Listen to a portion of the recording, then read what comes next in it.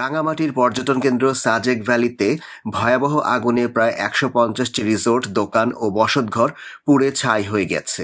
সোমবার ২৪শে ফেব্রুয়ারি দুপুর ১:৩০টায় ইকো ভ্যালি রিসোর্ট থেকে আগুনের সূত্রপাত ঘটে।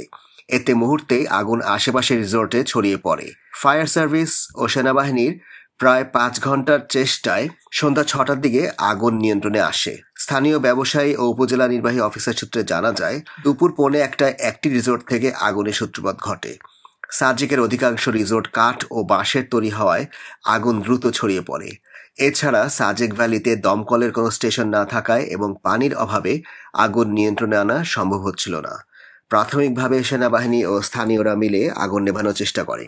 খবর পাওয়ার পর নিকটবর্তী দমকল স্টেশন, খাগড়াছড়ির দিঘিনালা ও বাঘাইছড়ি উপজেলা থেকে ২টি ইউনিট রওনা দেয়।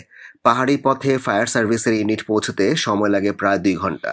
এরপর নেভানোর কাজ শুরু করলেও সাজেকে পানি না থাকায় দূরগ্রাম থেকে বারবার পানি এনে আগুন নিয়ন্ত্রণে বেগ পেতে হচ্ছিল। এর মধ্যে খাগড়াছড়ি সদর থেকে আরও ২টি ইউনিট আগুন নেভানোর কাজে অংশ নেয়, কিন্তু বাতাসের তীব্রতা ও পর্যাপ্ত পানির অভাবে আগুন নেভাতে বেগ পেতে হয়েছে।